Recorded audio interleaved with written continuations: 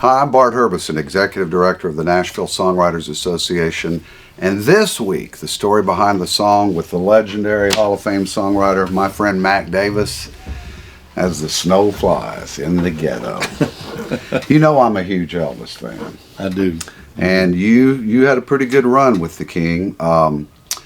We'll start on another Elvis song. You really were doing other things. And a buddy of ours named Bobby Tomberlin called you one day and said, you got the #1 song in umpteen countries. Mm-hmm. I think you were on the golf course and hung up the phone on him because you didn't know about it. No, I was at home, and he just called up and he said, hey, congratulations on your hit.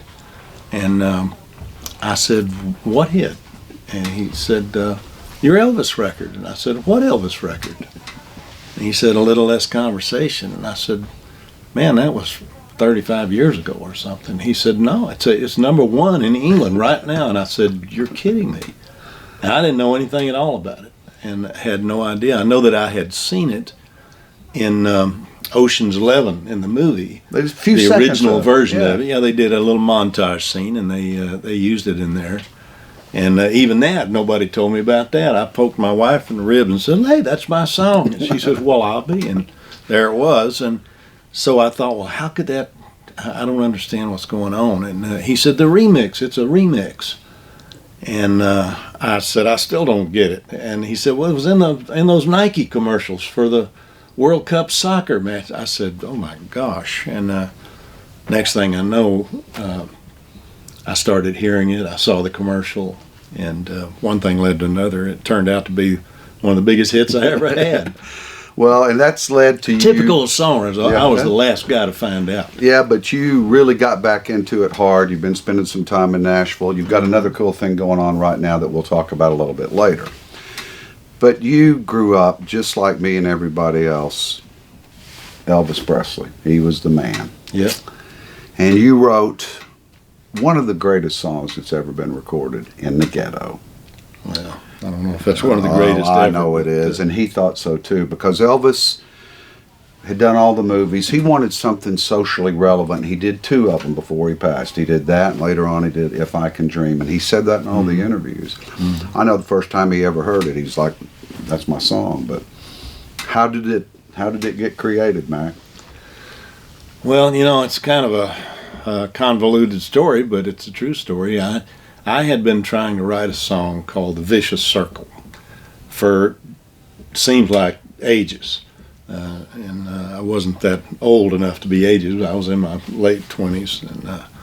And the word ghetto was just becoming popular to describe the parts of urban areas that were poor people were living and couldn't get out, and were stuck there. Everybody took off to the suburbs and left these inner cities. They started calling them ghetto.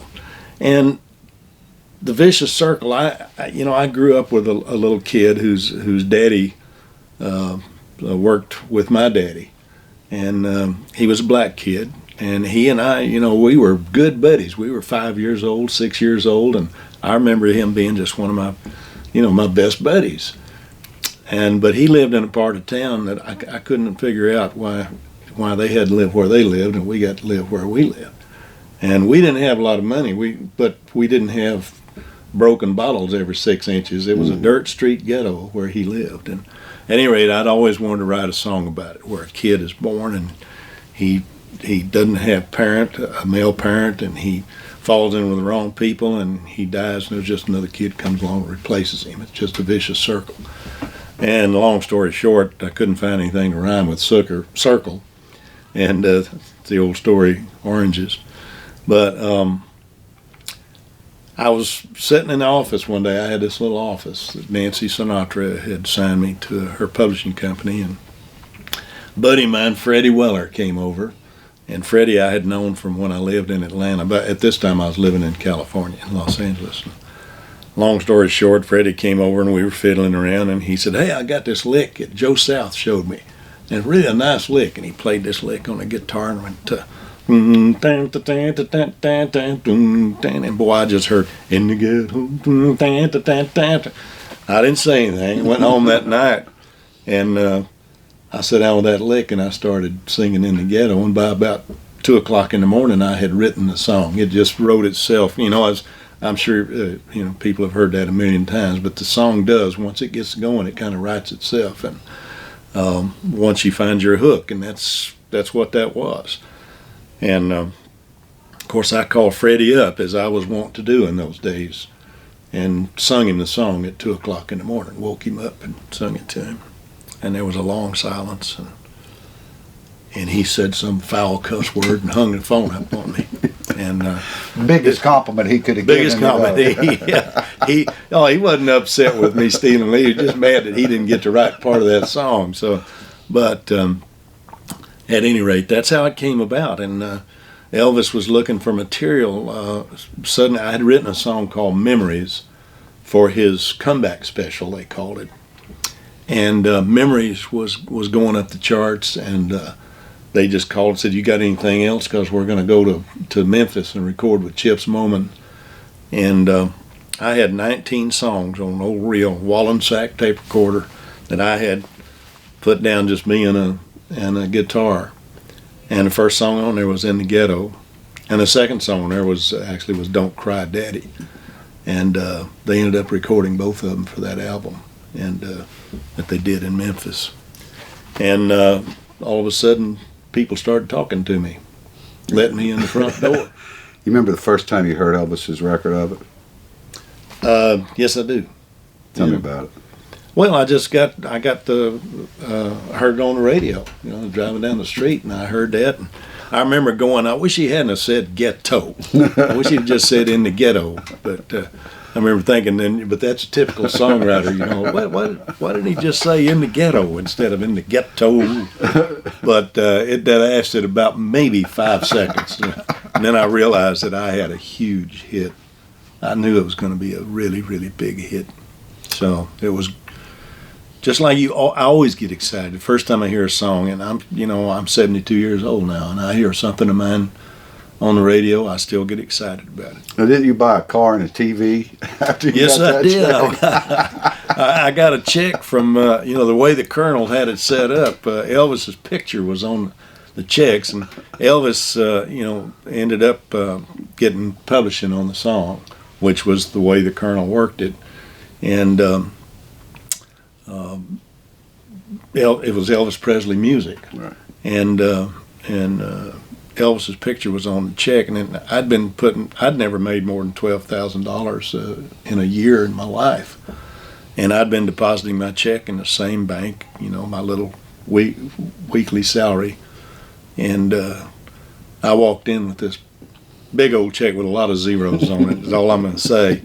And Elvis's picture on it, and I stood in line there and got up to the teller, and this little lady says, "Oh, hello, Mr. Davis," and I handed her that check, and I said, "I want to deposit this, and I'd like a $10,000 cashier's check because I got a Mercedes picked out."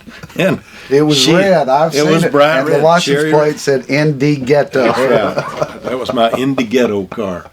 But she had to go back, and she kind of laughed. She said, "Is that Elvis's picture?" I said, "Yes, it is." And she said, "Excuse me a minute." And she went back, and I saw her arguing through the glass partition with her, not arguing, but discussing it with her supervisor. And the supervisor's looking at it and looking back at me, and they finally figured out that, yeah, it looks legit. It was like the old prospector biting a gold piece of the gold nugget to make sure it was real gold. And they gave me the check. I went down, I bought that little Mercedes, and I drove it over to, they were having a sale on in Inglewood, California, on color TVs, and I'd never had a color TV before, and I bought this color TV and got it out there, and then couldn't get it in the car. It was too big for that little bitty sports car I'd bought, so we had to use twine, stuck it in the trunk, put twine to hold the trunk lid down, and there I am driving through this tough neighborhood now, going back to where I live, with a bright red, brand new Mercedes sports car with a color TV sticking out of the back. I might as well have had a sign on my back that said "Jack this fool." Well, I got to tell you, if you want to grab that guitar, the song really created a lot of discussion, cultural awareness, and I just think it's one of the important songs in American music history. And that's the story behind the song this week for the Tennessean and Tennessean.com, Mac Davis. And here's the lick. Sorry, Freddie.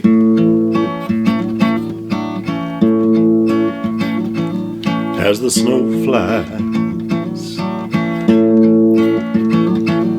on a cold and gray Chicago morning, another little baby child is born in the ghetto.